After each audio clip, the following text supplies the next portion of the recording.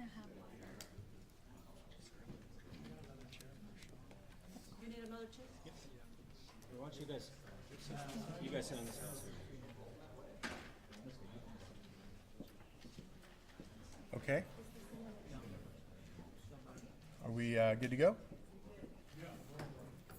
All right. Good afternoon, everybody. Thank you for joining us. My name is Richard Franco. I'm the Director of Marketing and Communications for the Phoenix Union High School District.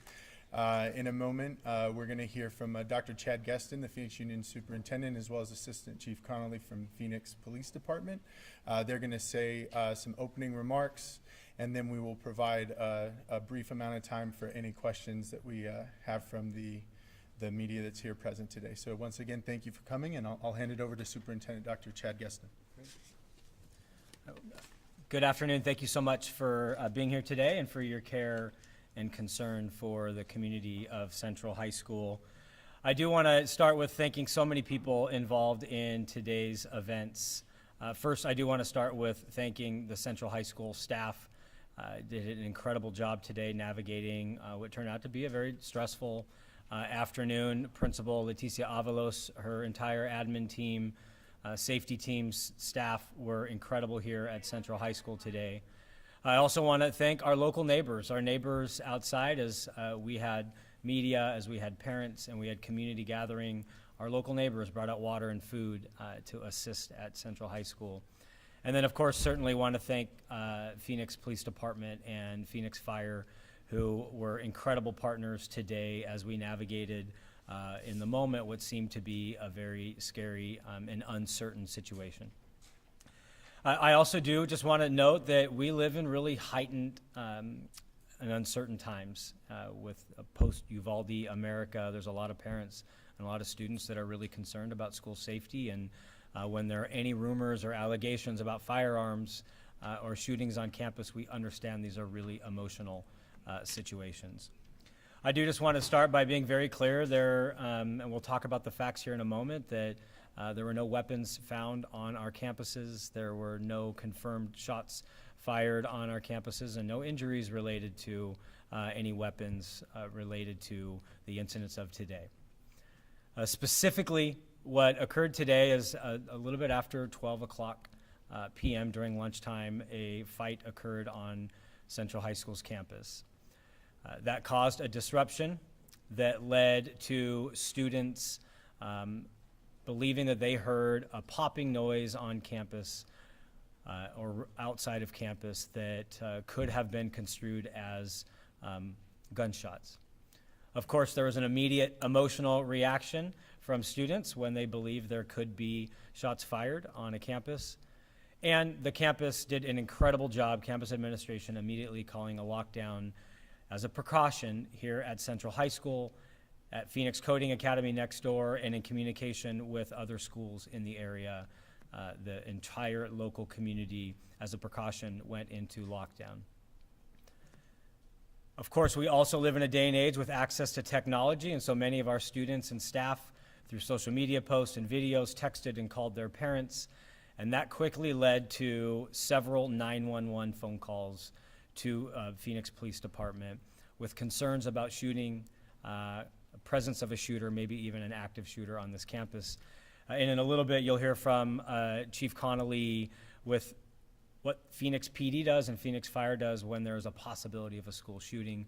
Of course, Central High School administration also reached out to local PD to make sure that we were in instant communication and partnership on the possibility of a disruption here at Central High School.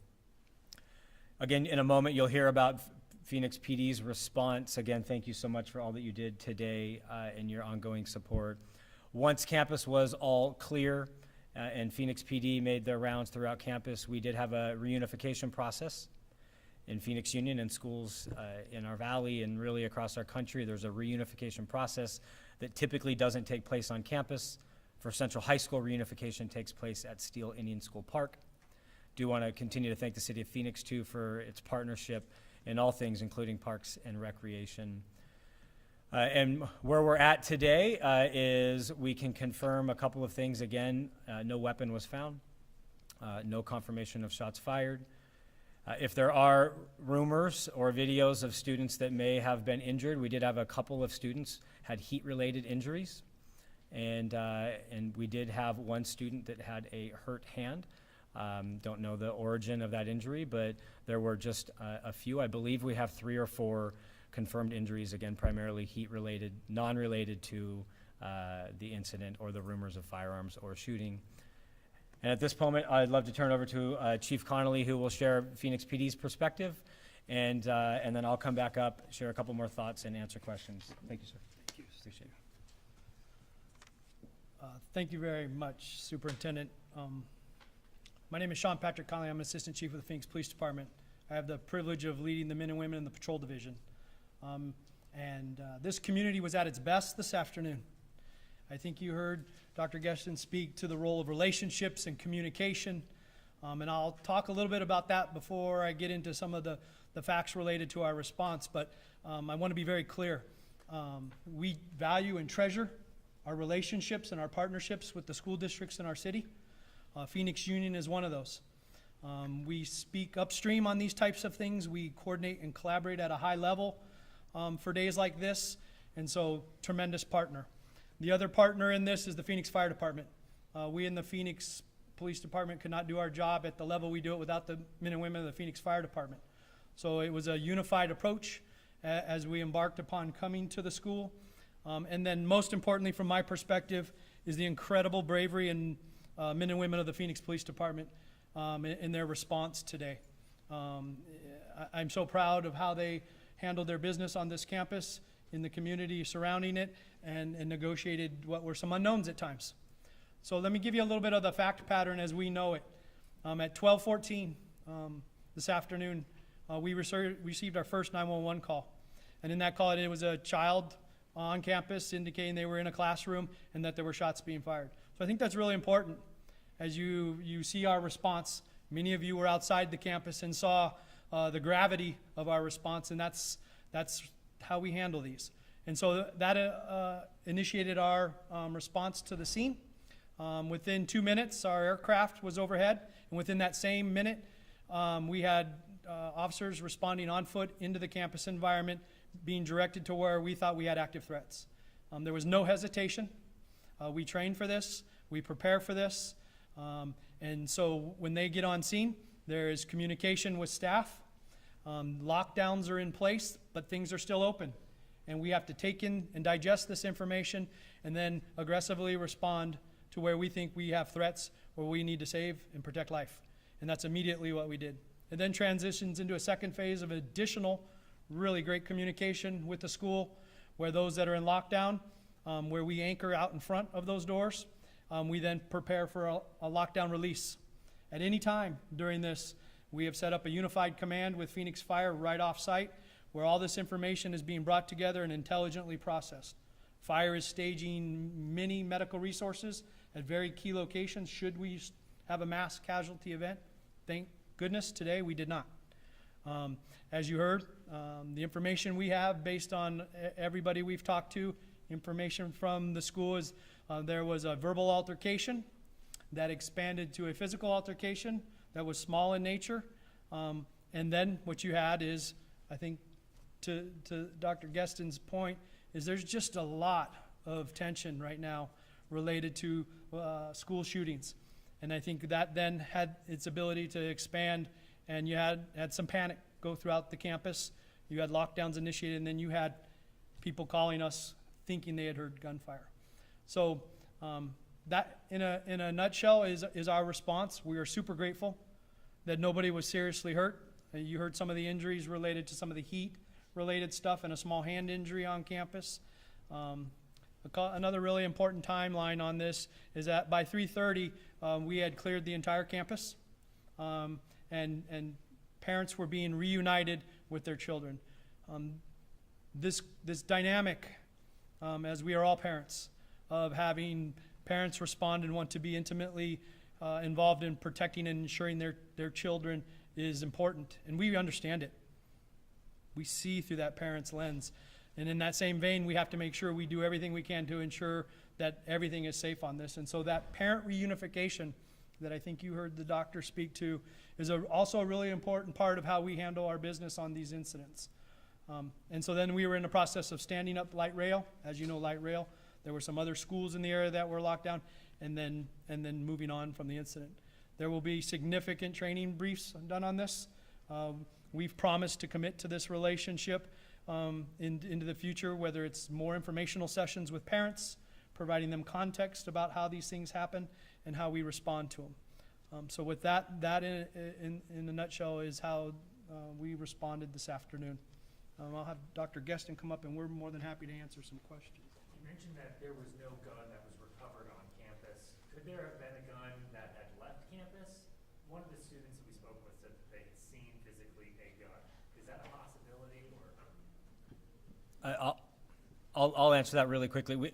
No gun was found, so for us to speculate if whether or not somebody had a gun or they saw a gun, what we know today is there are several pictures of guns on social media, and so sometimes kids think they've seen a gun because they saw a picture of a gun, and it doesn't necessarily mean it was on that campus. So we can't confirm and should not speculate. Is it too early to confirm if that phone call was made from the campus?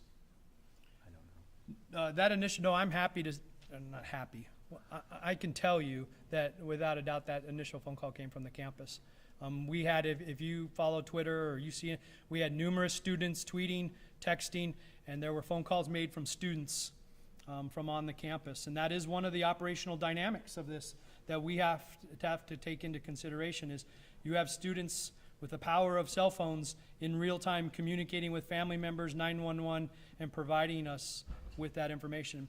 As it relates to the assault, and I think that'll help you with some of your detectives from our Violent Crimes Bureau have been assigned the minor altercation, physical altercation, and they will be investigating that thoroughly. If down the road at a further time things come to light evidentiary-wise that augment today's actions, we will make sure that we include that. If that. Superintendent, question for you. A couple of years ago, I know that the district decided to cancel its agreement to have school resource officers. Question, do you have school resource officers today? Does Central High School have one today? Yeah, so Phoenix Union did not have a school resource officer on campus today, but as you can see, we maintain a strong partnership as we prepare for incidents and days like today. Follow-up question, in this post-Uvalde world where tension is high amongst parents, students, staff, when it comes to the threat of school shootings, is it a decision that you're reconsidering? So Phoenix Union, first of all, has a very comprehensive safety plan. Law enforcement is one part of that plan. In fact, we have a 16-point plan to keep our campuses safe. We continue to partner with the city, our governing board, and our leaders to determine the future of law enforcement usage. We still do have a partnership and do use officers as we need them, but we at this point in time don't have school resource officers on our campus. How important would it have been to have an officer on campus when this call came in to communicate with other officers to deem this situation safe before all the apparatus came? Yeah, what we, two responses to that. First of all, what we have very clear, fast communication and very fast response time with or without an SRO. What we also know is that if there's an SRO on campus and there is the threat of an active shooter, that even that SRO will reach out for more support. And so the response that you saw today, you would see whether you had an SRO on the campus or not. And so I think it's the partnership and the communication that matters most. We heard from some parents that there was a lockdown at the high school last week. Is this in any way connected to what happened last week? Was it also a fight? No, so there was a lockdown last week at Central High School, and what you are all probably very well aware as you cover schools across the valley and the country, that there are social media threats constantly, unfortunately. And as we investigate social media threats, depending on the time of day, just to be careful, we do put schools in lockdowns from time to time. But the lockdown of last week and the incident of last week has nothing to do with today's incident. Part of the tension from some parents that we spoke to, they said that their children, when all the commotion happened during the fight, was that some of the kids went outside. What's the control that you guys have over that? And have you guys confirmed that those kids made it safe back to the parents? Yeah, so in Phoenix Union, of course, we have perimeter fencing around. We also make sure that as soon as an incident like this happens, we go into lockdown. If students right before the lockdown choose to leave campus, then of course they leave campus. There were some students that did leave campus right before the lockdown, and so we can confirm they left. We can't confirm every single child, but the families and parents that we've talked to have reunified with their students and parents. But again, pre-lockdown, if a student chooses to leave the campus, some students did, but during the lockdown, no one is allowed to leave campus or enter the campus. Something else we heard from students in talking to them during the commotion, so I don't know if there's truth to it. They said that, they questioned whether the metal detectors on campus are operational or working. Can you confirm that? Yeah, so anytime an incident like this comes up, we start to hear about metal detectors and clear backpacks and other safety procedures. Phoenix Union does not have metal detectors at the entrances of our campuses. We do have handheld metal detectors that we can and have used in the past when we feel it's necessary, but we do not have a daily procedure of metal detectors on this campus. And but at any point in time, we have an incident like this. Of course, we use the incident to review all processes. And we'll also in the future have a parent meeting, and I'm sure we'll hear more about clear backpacks and metal detectors and law enforcement support. And we'll listen and if possible, improve our procedures. Any theory of what the popping sounds were, if it wasn't firearm related? No, tough to speculate. I know that a couple of the students that our Central High School administration talked to actually believed that the popping sound was near the light rail, not even on campus. But no, we don't know what it could be. Doors slamming, gates slamming, but should not speculate on what the popping sound was. We'll take two more questions. Yeah. With the fight, do you know who was involved in that fight, or have they been in custody? What is the result of that? Any arrests? Yeah. Yeah, no, unless you know differently, sir, at this point in time, no arrests. Assuming an individual involved were minors, we have to be very careful about what we share. But anytime there's an altercation of any kind, our campus works on a campus-level investigation to determine if there are any consequences, and then, of course, if it rises to the level of law enforcement notification, then as you heard earlier, that they would investigate and determine if any further law action needs to take place. Is there any final question? Going forward, is there any additional press conferences that are gonna happen perhaps tomorrow or anything of that nature with any follow-up information regarding that gun, what the popping sound may have been, or if there is going to be an arrest? If we believe we have learned new information that's worthy of a press conference, we would be open to sharing one. We do believe probably that the next step would be if new information comes, we would do more of a press release than a press conference. But if we do feel like new information comes out, we would do so. Can you spell your names? Sorry. No problem. Chad Geston, last name is Geston. Sean Patrick Conley, S-E-A-N, Patrick, P-A-T-R-I-C-K, Conley, C-O-N-N-O-L-L-Y. Yeah, and I'll just make one final comment too, for what it's worth, and Assistant Chief mentioned it, but just thank you to the parents. It's tough to be a parent. I'm not only superintendent of Phoenix Union, I'm actually a parent in Phoenix Union. And so I know the anxiety of parents, and so we appreciate the support and trust and patience of parents, and we'll continue to reach out to them to make sure that we've heard their concerns as well. Thank you. All right, we thank you all for attending. Please reach out if you have any further questions to my office, and we'll be happy to help you and support in any way. Thank you very much. Thank